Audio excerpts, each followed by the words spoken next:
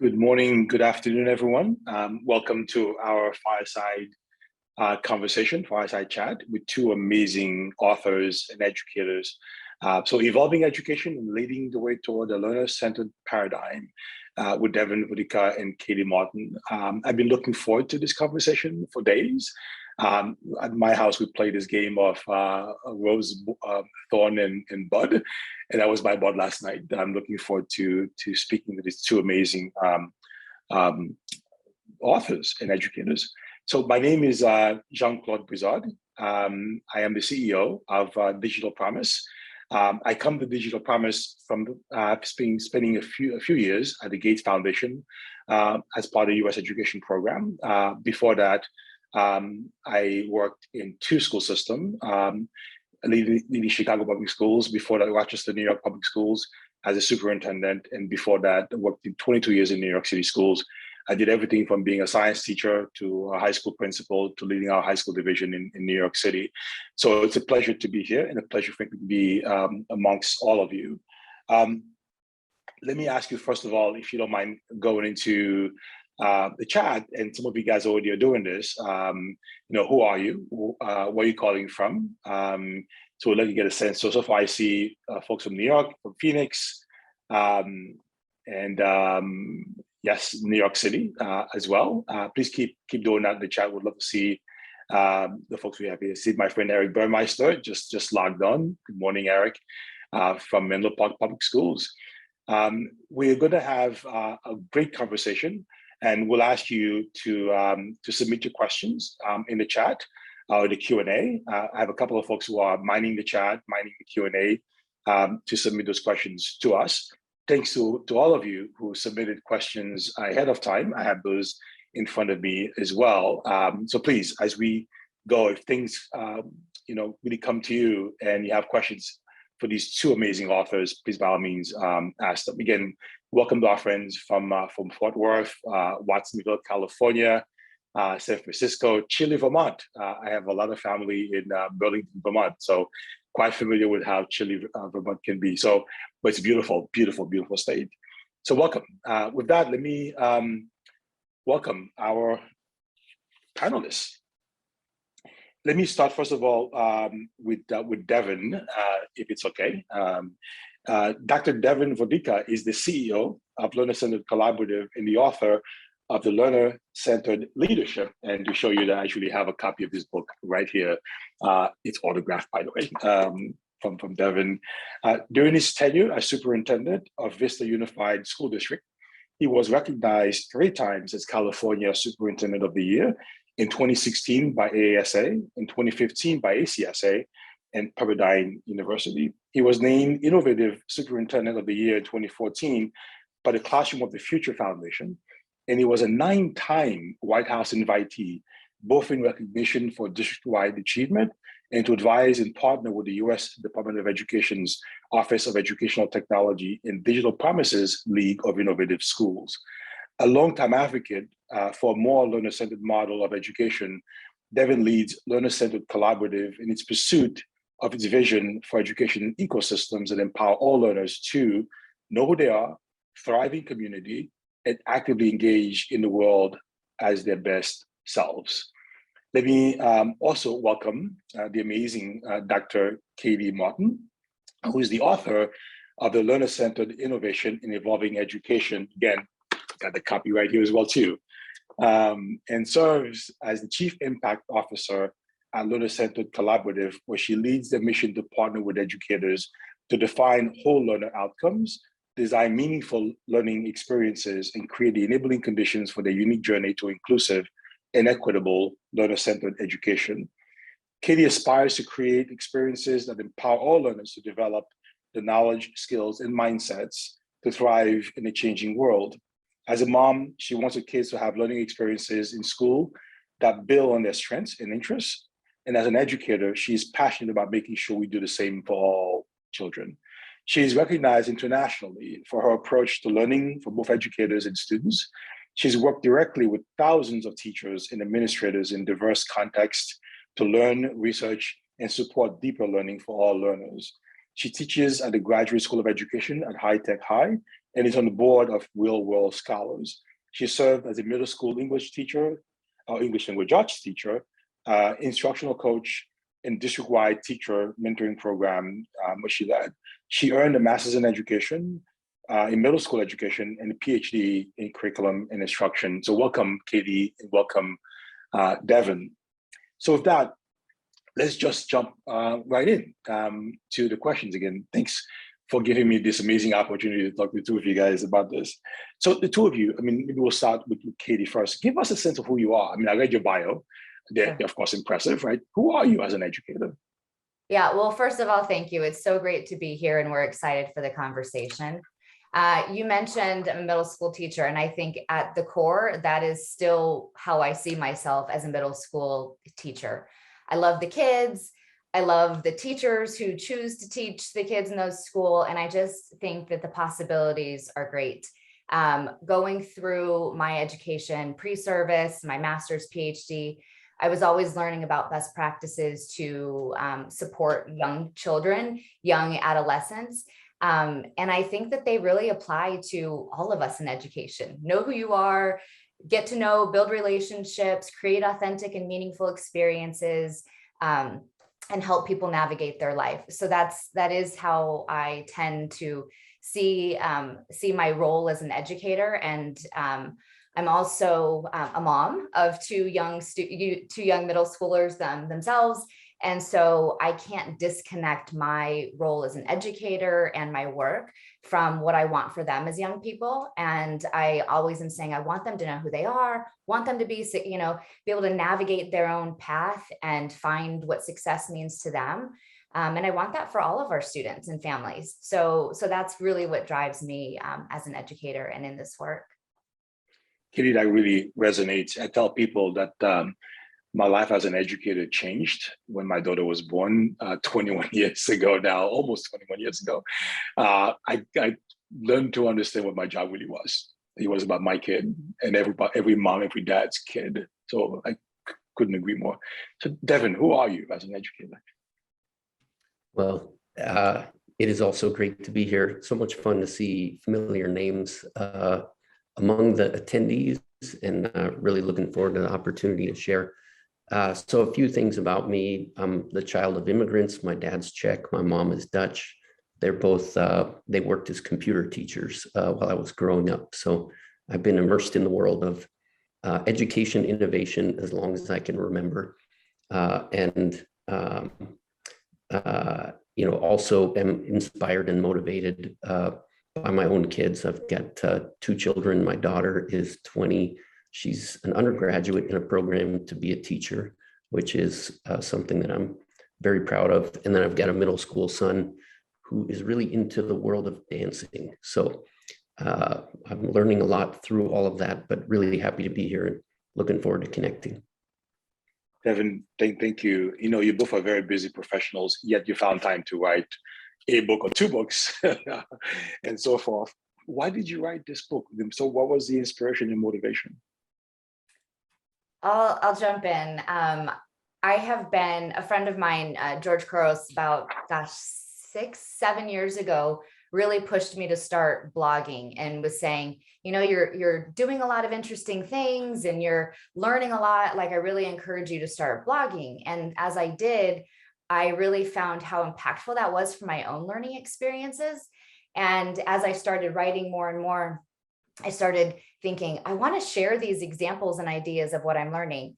That was kind of coupled with what I shared about who I am as an educator. I didn't go into teaching because I loved school. I was the educator that didn't really love school, didn't really feel like I was connected or motivated in my own education.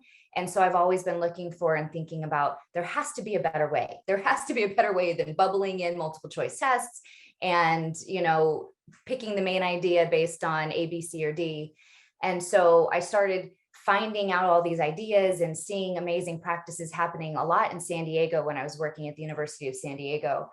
And I wanted more people to know about it. I wanted to share what was working and what was possible, and think about how we as educators and leaders can involve in our practices. So that was the genesis. I never in a million years thought that I would write a book, But just as I kept learning more and kept being inspired, I wanted to do the same for others. Thanks, Katie. Devin? Yeah, there's really two things that I would say here. One is that, in all honesty, Katie was a big inspiration for me. You know, she told me she was going to write a book, and she did it, and it was amazing. And she really challenged me to do the same. And so, you know, she's a big part of that journey. But the other thing is that when I was a superintendent, we get a lot of attention for some of the changes that were happening in the school district. And I think one year we counted that we had something like 3,000 educators come through to visit, and they would often ask for more information. How did you do this? How can we do this? Well, you know, what really happened behind the scenes to create the conditions to change the learning experience? So I really felt like there was an opportunity to reflect on that experience and sort of pay it forward and share some of the insights and lessons learned through that experience of being a superintendent in a district where we really had some great experiences with trying to transform the learning experience. You know, it's great that the two of you, you know, have learned so much about what it takes to create success, and the fact that you're sharing that with the world, I think is terrific. And Devin, you know, as a former superintendent, I was never named Super of the Year. Joe got me 3 times. It makes me very, very jealous. So I'm glad, frankly, that you did this as well. So Devin, let's stay with you for a bit and get into the pandemic. I mean, you were learner-centered leadership before the pandemic, and it was released during the pandemic, right? April of 2020. How does it resonate in today's education landscape? Anything in the book you would change? I get this question a lot. It's really, really interesting. So the main messages in the book is that if you want to be a learner-centered leader, you need to create a sense of shared purpose, you need to promote active participation, and you need to use feedback to guide your progress. And, you know, so in the sense of purpose, you need what I call a framework for the future: vision, mission, values, goals, roles and responsibilities, and a plan. When it comes to inclusive participation, I write a lot about the importance of relational trust and social capital. And then in terms of feedback systems, a lot of it is if you really listen to learners and listen to your community, you find that they want an expanded view of success, more of whole learner outcomes. And so I think, if anything, the pandemic has really revealed how important those things are, particularly in the context of rapid change. So I don't know that there's a lot that I would change other than, you know, when I go back and reread it, some of the messages are, you might need to use this, or this is a strategy you might consider. And I think if I were going to rewrite it, I would say, you will need to do this. And these are things that have to be in place. So I really just feel like the pandemic has intensified the urgency of creating these adaptive systems and shifting from sort of a technical view of leadership to one that is much more relational, adaptive, and contextual. That's terrific. I want to come back a bit and get into that more with you, Devin, and you as well, Katie, because I think the pandemic has highlighted in many ways what many of us have been talking about for decades, right? And maybe there's space now for more of that. Katie, you've got both 2 books, one written before the pandemic, one written during the pandemic. How did the context change for you, and how did you change the approach you took to writing the second book? Yeah, I think that's interesting question. I think it very much aligns with what Devin was sharing, given that, you know, Vista was one of the districts and Vita, one of the schools in his district that was highlighted in the first book in learner-centered innovation. Many of those systems, those leaders, those educators who were leveraging the practices around relationships, whole child outcomes, really shifting professional learning to be to support teachers in personalized ways, teachers as designers. Those practices actually enabled systems to do better throughout the pandemic. They were ones who didn't have to go offline or send packets home. They had these systems in place where teachers were empowered, they had collaboration, they had the trust. So a lot of, even though it was written pre-pandemic, we've seen those be models of success. And everybody has certainly had challenges, but the ones who have had more success have been the ones who were embracing these practices and really creating these systems prior to the pandemic. And so what shifted, I had decided to write Evolving Education already in January 2020. It was my New Year's goal, and I started writing it, and I promptly quit in March of 2020 because the world just seemed like, I can't do this right now. I can't keep marching on like everything's the same. And I really started diving into different practices and how to support teachers online. I was doing a lot of learning myself. And as I really started to disentangle what was working and what wasn't throughout the pandemic, I was even more invested in these learner-centered practices, because I thought this is truly, like Devin said, revealing that this is what we need, the work that we've been doing. And so Evolving Education, I really wanted to highlight the shift between school-centered practices, things that we've always done in a school-centered paradigm, to really shifting to what things would look like in a learner-centered paradigm. And there were 3 parts that became really clear for me. And this is how the book is organized, that first, we have to really redefine whole child outcomes. We have to redefine what success looks like, and we have to be really clear about what we are trying to do and backwards design from there. Then the second part is around learning experiences, and those experiences that we know are anchored in the learning sciences around personalized, competency-based, authentic, and purposeful learning.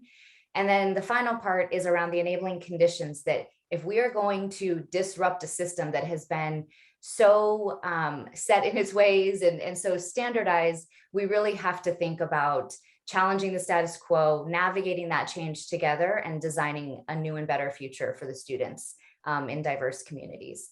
So it was certainly changed by the pandemic, not necessarily in the content, but it became much more urgent and much more just real, because so many people are dealing with the chaos of the pandemic and what it's done to our schools and systems.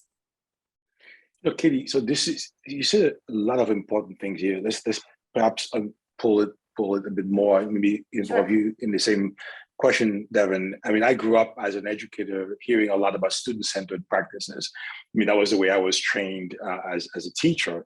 Now we talk about learner-centered. What's the difference between learner-centered and student-centered for those of us maybe in the audience who may not be as familiar? Do you want me to go, Devin?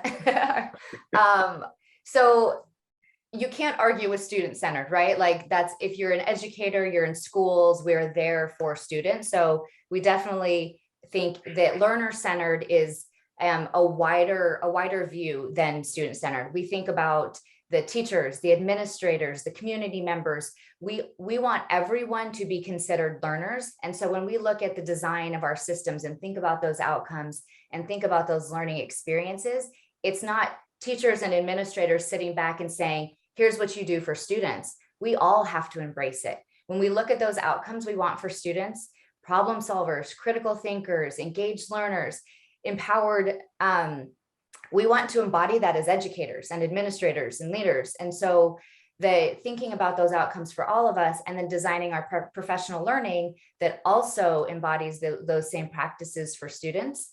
I say all the time, if we want to change how students learn, we have to change how educators learn. So learner-centered really is just a more inclusive a view of all of us in learning organizations. Evan. Yeah, plus 1,000 to everything Katie said. I mean, it's sort of like the next instance of student-centered, right? All of the principles of student-centered learning still apply. However, what we've learned is that if you really want to empower agency for students, you have to do the same for educators. You have to do the same for principals. The district office structures need to change. So if we want to have integrity in our system and we want to do what's best for students, we all need to embrace these principles of lifelong learning.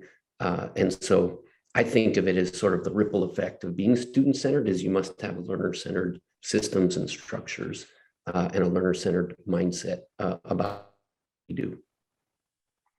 You know, you mentioned something, Devin, about teacher agency, which I think is critical. That was one of the questions we got pre-session. In terms of what does that look like? Why is that important in the learner-centered approach? Well, I sometimes talk about it as like ripples of agency, but again, if you become student-centered, if you're really listening to students and you're moving through the process of, modeling and co-constructing and eventually student-driven planning, engagement, reflection, understanding, that is such a dynamic process that the ways that we've thought about the teacher role as being very, very structured and regimented with pacing guides and very consistent expectations, those things become at odds with one another. So teachers need to be empowered to promote that type of dynamic learning experience for each of their students, which requires that the teachers themselves have the agency to co-create, co-construct, and that they are shifting into a role of being a very an activator of learning in ways that are hard to centrally control or command in the ways that our industrial systems have conditioned a lot of us to do. So, and then from that, if teachers are going to have that type of agency, what you quickly learn again is that school administrators need flexibility and autonomy, and the whole system has to change if we're really serious about students driving their experience. And Katie, not to segue to it, but part of Katie's brilliance is she's done a lot of amazing work on how do you create those experiences for educators so that they can create, teachers create what they experience, is what she says all the time. And so how do you create the conditions with teachers to really promote those active learning experiences for students is one of the things that I think I've been learning a lot from in terms of Katie's work. So Katie, why don't we just stay in that thread and just dive into that? And Devin, I'd love to your take as well too, because we have folks in the audience who are school leaders. We've got folks who are school board members, by the way. So a couple in the audience, and folks who are systems leaders like Eric Burmeister. So if you're creating the environment for teacher agency, it can on a learner-centered sort of an effort. So what does that look like? Yeah. A great question and great conversation. And there's a lot of people on this call who are leading the way in this work, but really getting clear again on what those outcomes are. If we're just oriented to raising test scores, that's a different conversation. And, we've tried to, continue to standardize that with pacing guides, as Devin was saying. But if we're really thinking about these whole child outcomes, then we have to think about the opportunities, like I said, for teachers to, one, understand what their successes are. Evolving in education is not necessarily throwing everything out. We have a lot of great practices that have worked, deep relationships, lots of opportunities for students to make choices. Things are happening in many classrooms. So I think that being clear around those outcomes and what you want learning to look like, instead of saying, oh, we just bought this new program, or we just, here's the new curriculum we've adopted, being really clear around what learning should look like: authentic, meaningful, competency-based, defining that, then having teachers self-assess, where am I in relationship to these goals? What are the things I'm really strong in? And where are some areas that I need to improve, right? We all need to improve. There's always room for growth. But when you give that agency and opportunity for teachers to self-assess and reflect, and then the time, and then the resources, and then the expectations, then you start to see, oh, I've always wanted to try this in my classroom, but I didn't know that I could, or I was so afraid of not getting it right. Then you start thinking about, okay, I want to create these communities of practice, or create space for educators to find resources online, try some things out based on the goals. Then you're holding each other accountable for the outcomes and what's actually happening in the classroom. You're not walking in with a checklist to say, did you write the standard on the board? Are your kids sitting in their seat? You can't standardize that outcome from a district office if you aren't in the classroom, you don't know the kids, you don't know the context. So professional learning plans, and I would say evaluation, really need to change to be oriented to, if you have graduate profile or a vision, they need to be aligned so that they support those goals, not work against them. Katie, thank you so very much for all of that. Just keep pulling on that same thread. I know, Devin, one of the things you talk about in the book is like the enabling conditions, right? Which I think Katie was beginning to actually get into. So as a systems leader, again, managing X number of schools, or as a school leader, to support teacher agency, to support this kind of effort, what are key important things that we have to think about in terms of really enabling the system to support the effort?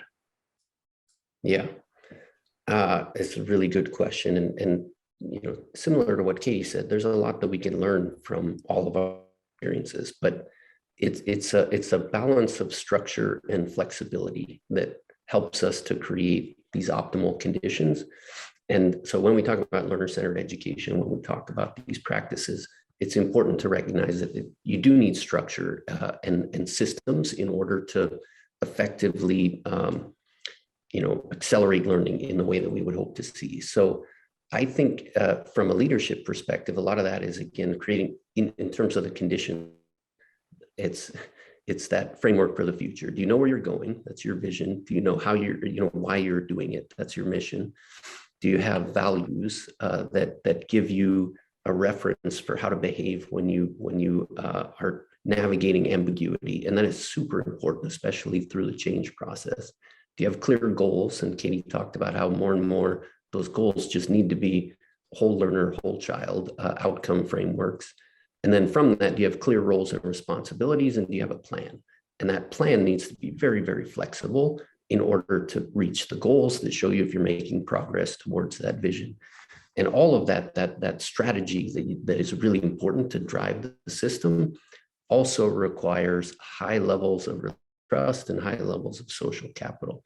So as we're developing that strategy, we can also be developing relational trust and social capital by including our staff and our parents and our community at every step of the process, so that it becomes a shared container, if you will, so that we're creating the conditions for success.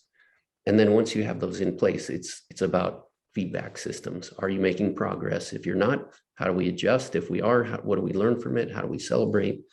So in a nutshell, that's sort of it. On our website, the Learner-Centered Collaborative website, we talk about these enabling conditions as coherence, culture, and connectedness.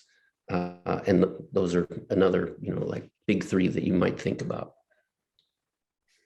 Coherence, culture.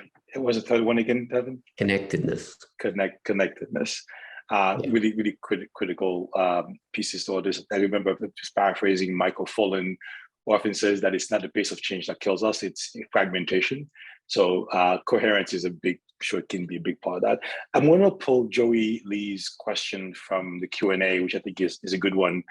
Say, to both of you, in your experience in research, what is a common barrier when transitioning to learner-centered and a practical solution?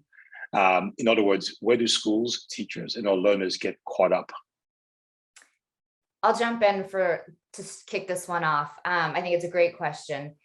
I think a lot of times we get caught up in what we have experienced in school. We get so caught up that this is what school is, right? We're all experts.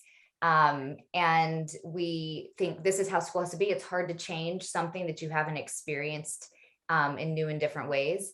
And close to that is the desire to be perfect. The culture of perfectionism in education is pretty rampant. It's not just education, but we get stuck that I have to do this lesson perfectly. And if someone comes in, my kids have to sit and behave perfectly. And I was just in a classroom last week, and the teacher stopped at the door and said, just so you know, the kids are engaged. They're doing this work, but they might look a little crazy and it might look chaotic. And she had to preface it. And we said, wouldn't it be amazing if she didn't feel she had to preface that at the door, that kids were not sitting in their seats and they were engaged.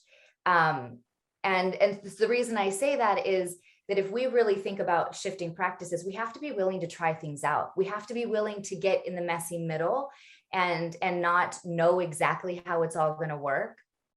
And close to that is we often think of like failure. Oh, my observation didn't go perfectly, or that lesson didn't go perfectly, or the kids didn't pass the test.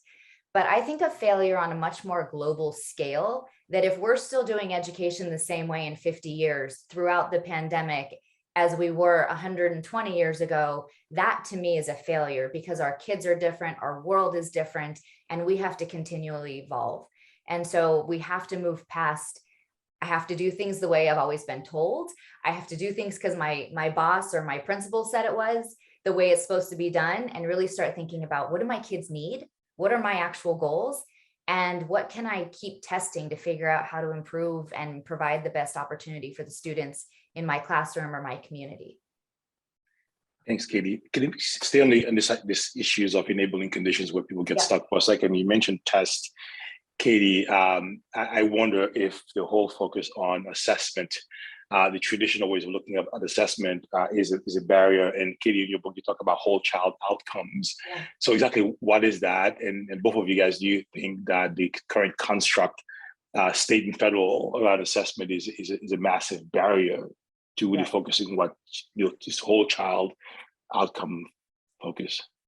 Yeah, it's emerging and growing in so many different ways of how people are starting to really measure what matters, as we say. So for example, Logan County is a school district that we work closely with, and we've developed their profile of success, innovators, critical thinkers, global citizens, a lot of the things that, you'll see in a lot of profiles. The difference is we're starting to look at performance assessment, demonstrations of learning, and portfolios. So it's not ignoring the test, but it's expanding that view. If we care about all those things, we can't just measure the standardized test. We have to think about, are they having opportunities to demonstrate what they know and can do based on these skills? Student-led conferences, exhibitions of learning, but also self-assessments. Am I growing in these areas? What are examples of how I'm showing up? Thinking about simple ways of report cards. Could you add more than the standard? Could you add those skills that you care about, so that we can even have a dual operating system to start giving equal weight to the skills and mindsets that we really value and want to develop? Thanks, Katie. Devin, any addition? Yeah, just, I think this is a really, really important point in that we've had a pretty narrow definition of what success is from a school system perspective, particularly as it relates to these accountability systems. But when you really listen to learners and families, even teachers, we all want more for our students than just high test scores. It's sort of like necessary, but not sufficient.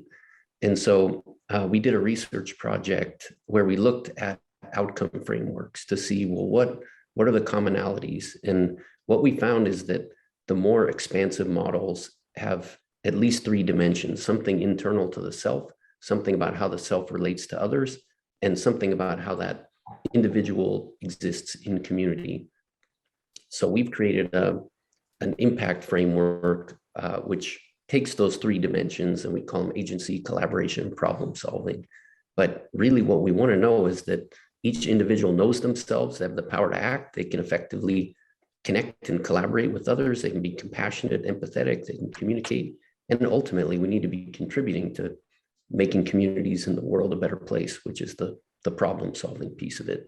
So we find that when you really look at the local definitions, they tend to include at least those 3 dimensions, sometimes with different terms. And in my view, it's important that those terms are contextualized and localized and, what's most important to the community. But you tend to see those 3 dimensions in most of these outcome models. Thanks, both. So one question we got early on before the session was asking how you all are centering equity in your conversations. Yeah, I saw that. Great question. I think first, for me, it starts with being clear on the definition of equity. And we see, I like the National Equity Project's definition that equity is ensuring every child gets what they need to reach their full potential. So if you see that as the definition of equity, learner-centered and practices really are, it's at the core of what we do, that each child knows who they are, as Devin just said, knows who they are, knows the skills that they bring, have an asset-based lens around culture, identity, strengths, all that they bring, and thinking about that. and then creating an opportunity for them to set goals, understand their strengths, understand their next steps, and have the supports and resources to actually move forward. And I think this notion around learning loss and all of these things that we talk a lot about, we have, in some cases, equity has been, oh, this, you need to get more. You missed school, now you need more math and reading or intervention, as opposed to, we need to know who you are, what you've learned, how you've grown, what your needs are, and create a plan to move forward. And I think it's not necessarily more resources. There's a lot of resources that we're getting, but a different use of them, instead of just extending the school day in the way that we've always done it, but using time differently to provide supports and resources to our students and families.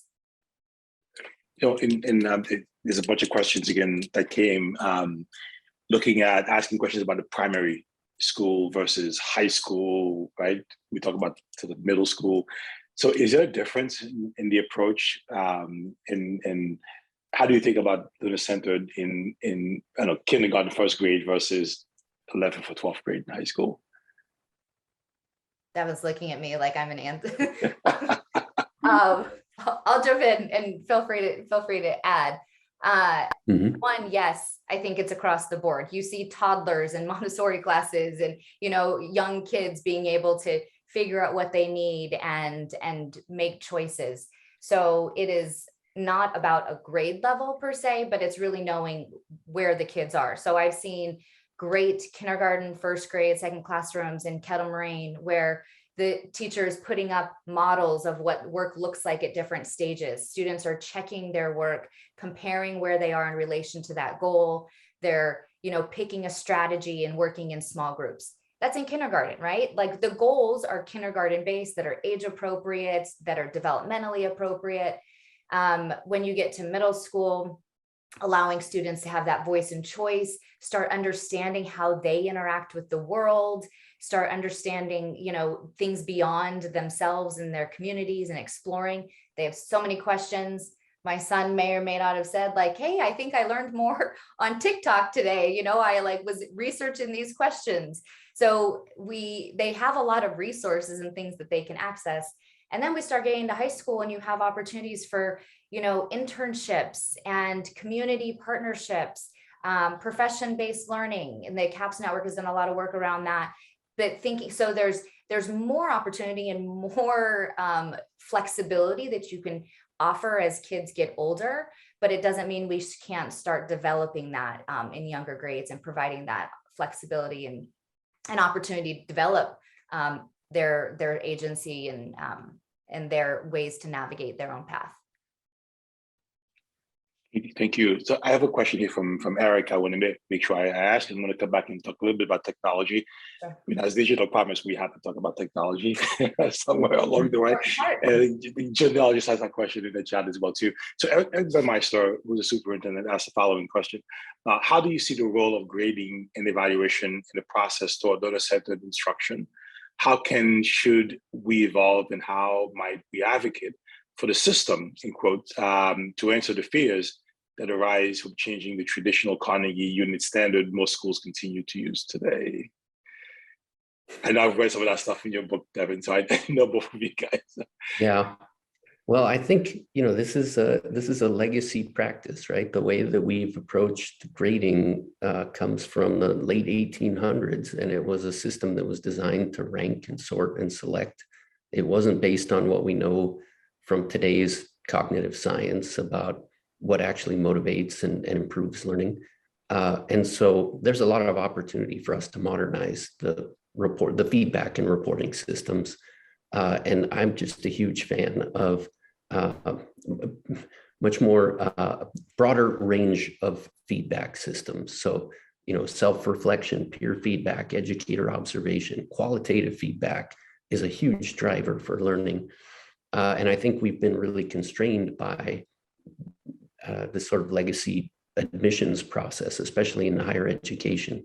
So we see great systems emerging in K-8 that focus much more on achievement of competencies and whole learner outcomes. And then high school, you see where systems use that, they often have to still do backwards compatibility into the legacy model. And so, I've written quite a bit, but I do think that we together as champions for student learning need to keep pushing on different ways of demonstrating success as it relates to higher education admissions, because that is a genuine concern for families and students and educators. And so I think we need to press on this and really think about a more holistic view of success.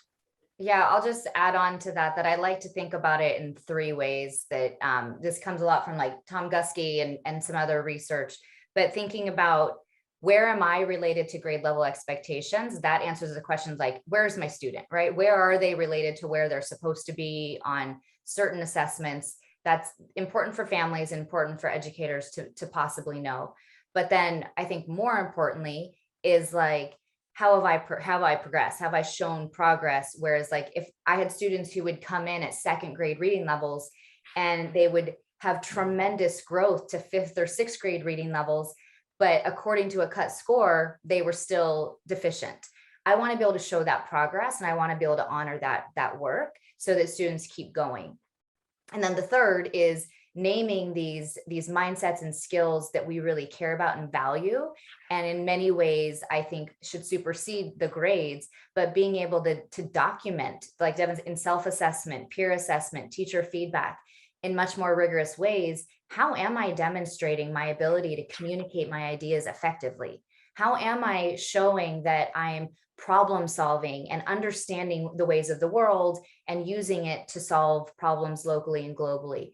So if we're able to maybe separate them out a little bit, that could be a bridge to creating, and I see Liza's talking about micro badges, lots of different ways to credential learning as we think about ecosystems and we think about what's possible.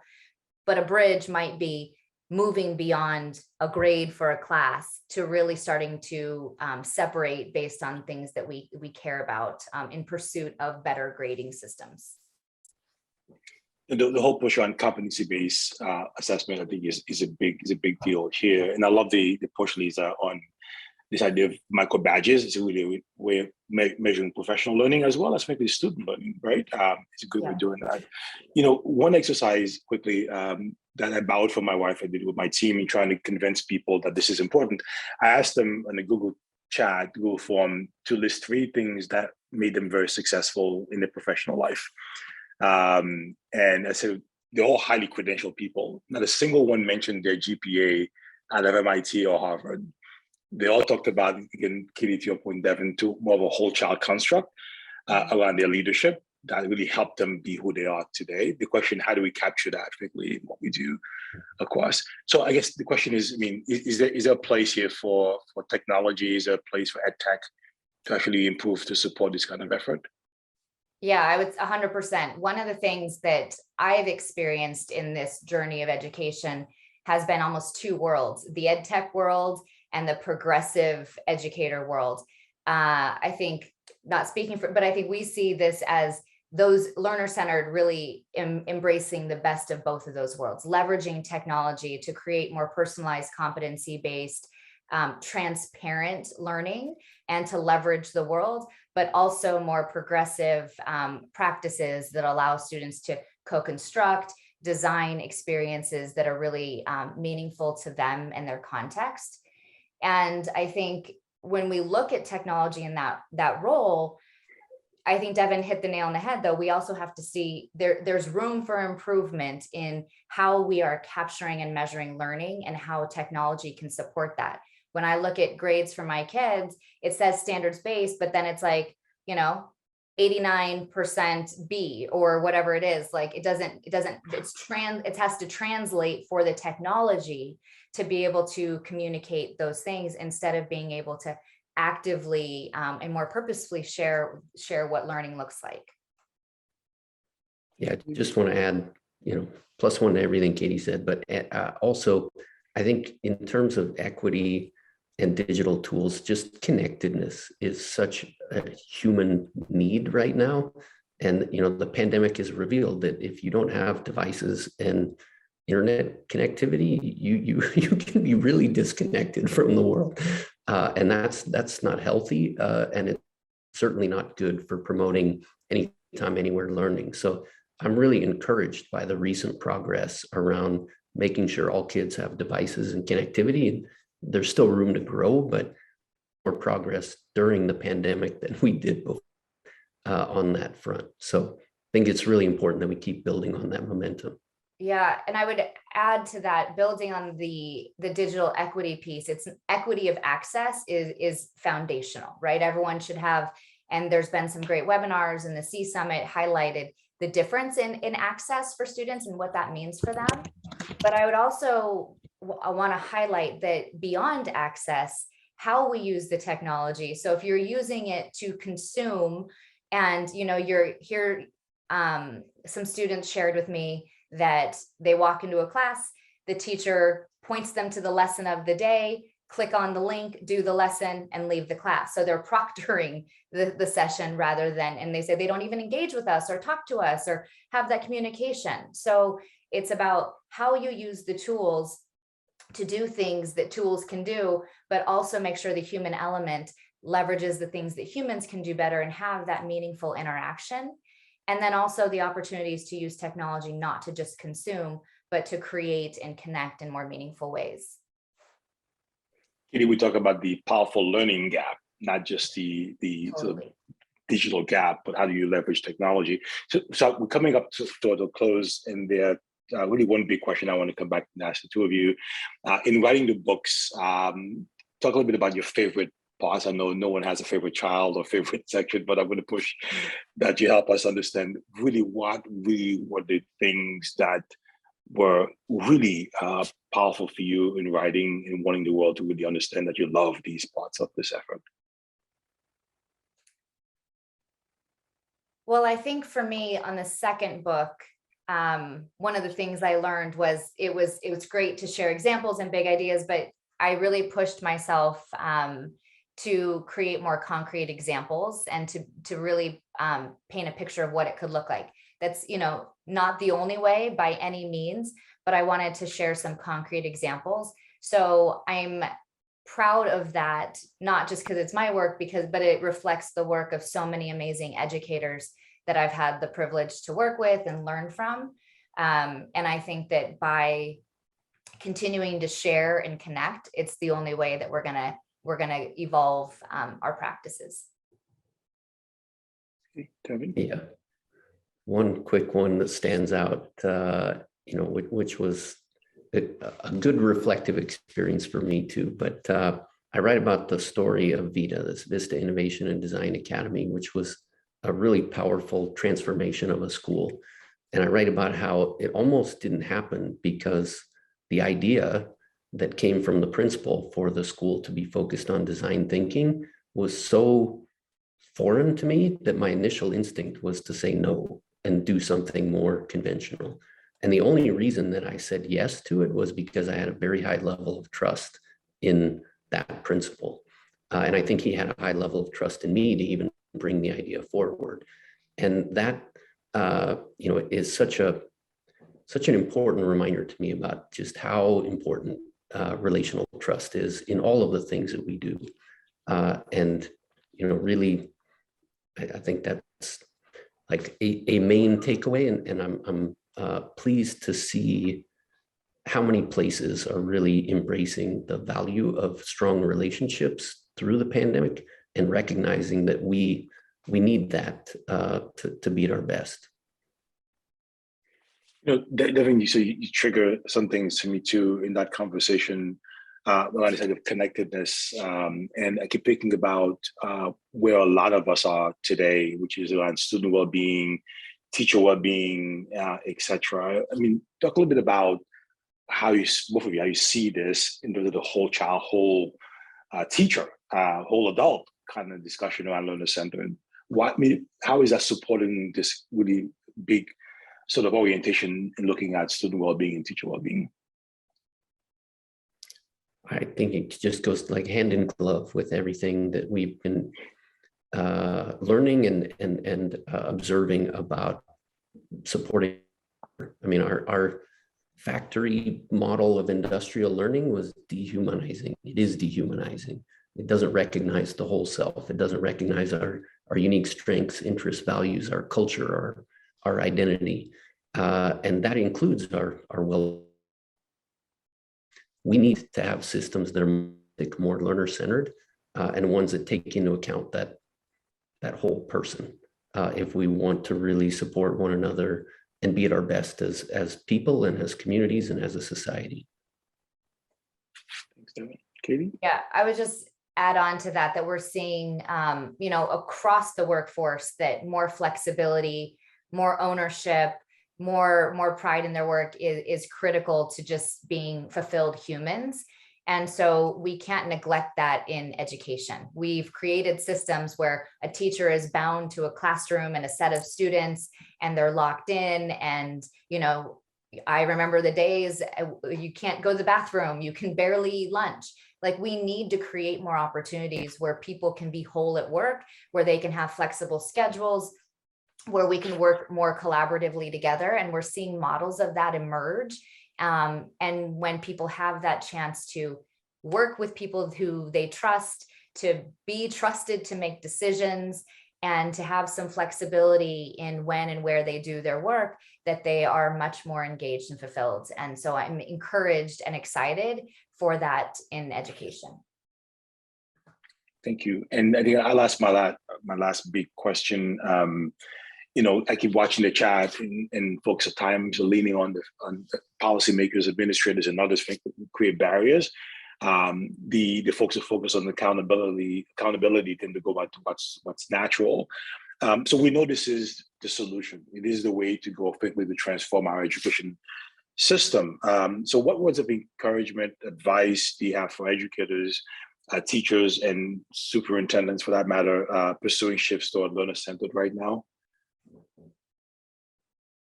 Go ahead, Devin.